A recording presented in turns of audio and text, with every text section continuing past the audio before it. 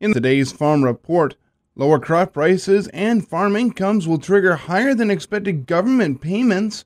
Gary Crawford with the U.S. Department of Agriculture has more. Government payments to farmers are going to amount to a larger chunk of their incomes this year as crop prices decline. Government payments will help to offset some of the losses that otherwise would occur from the lower commodity prices. Agriculture Department senior economist Warren Preston, the new USDA income forecast has net cash income for farmers down 21% from last year at a bit over $100 billion nationally. Some of that cash income will come from farm program payments. We expect government payments to increase by 16% in 2015, up to $11.4 billion. This would be the highest level since 2010. Higher than lawmakers expected when they drafted the new 2014 Farm Bill and talked about its potential savings over the life of the bill. In the Farm Bill, we achieve savings in the commodity title, do away with the direct payments. $23 billion in deficit reduction.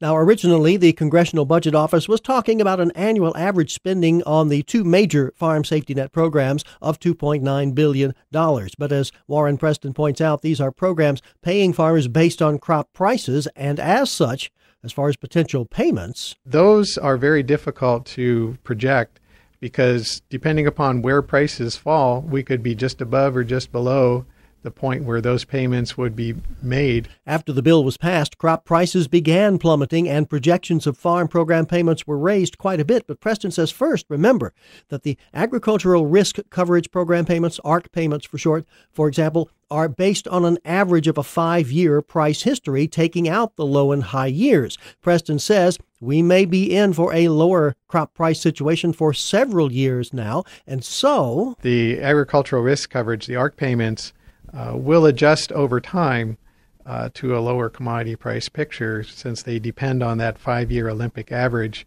where you take out the low year and the high year.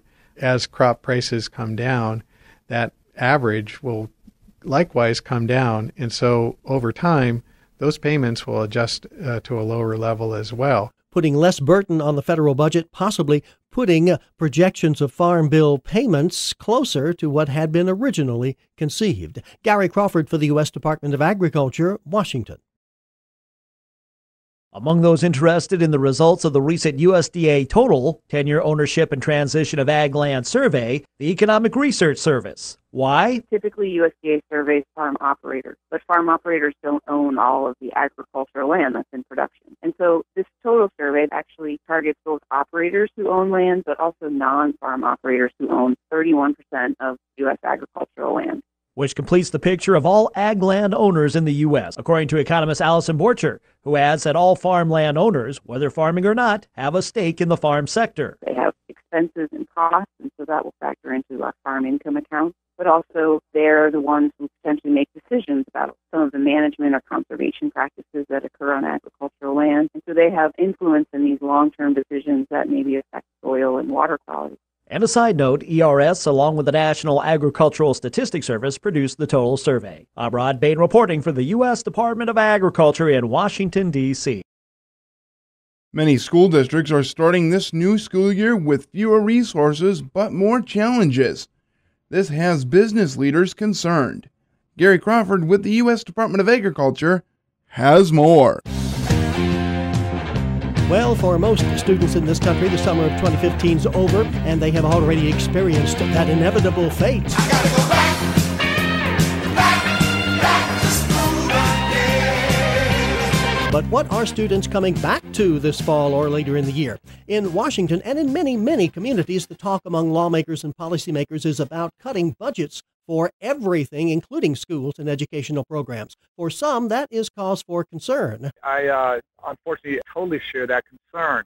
Now, naturally, he would be very concerned. That's Secretary of Education Arne Duncan. He goes around the country frequently talking with business and education leaders in various states. The message he brings to them is this: increasing education quality and strengthening the nation's economy. Those two things are inextricably linked. So that's Duncan's message, and it has been seemingly reinforced by what business leaders on trips have been telling him in their message. There's a bit of a disconnect between the skills that high school students are graduating with and the skills that the business community are looking for entry-level positions. Duncan says he hears that a lot. He asked one business owner in Tennessee what percentage of the high school grads he sees actually have the simple skills needed to be hired even at an entry-level job.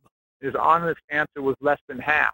And so we really want to continue to facilitate these conversations between business leaders in the business community and educators so that we can make sure that students who do want to go to work are prepared to do that and have the skills necessary. These businesses are trying to hire. They want to keep jobs in the community, in rural areas.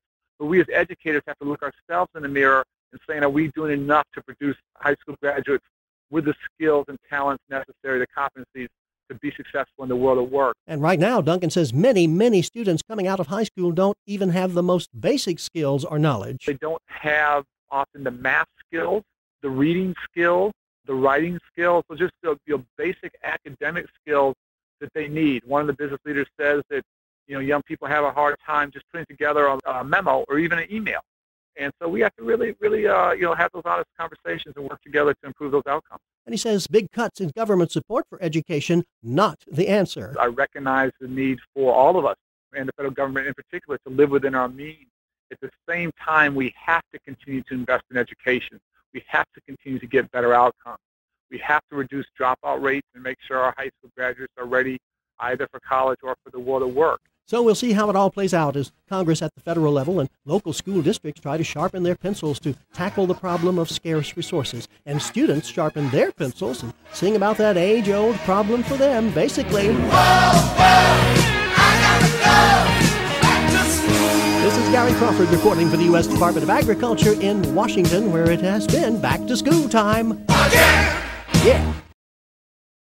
Trends gleaned by USDA's recent 10-year ownership and transition of ag land, or total survey, will inform economic researchers and policymakers of issues facing farmland owners, including those who are non-farm operators. Allison Borchers of USDA's Economic Research Service gives one example. The total survey will allow us to both update and improve our estimates of debt and assets and other expenses that these non-operators may have, capital expenses, etc. In addition, one of the challenges facing producers, especially beginning farmers and ranchers, is accessibility to land. So we will be looking to use the total data to help us understand the nature of the land access issue and provide farmers and policymakers with some estimates and expectations of the future land availability for purchase, but also for rent. With data from Total on rent and lease arrangements providing insights on farmland access and availability.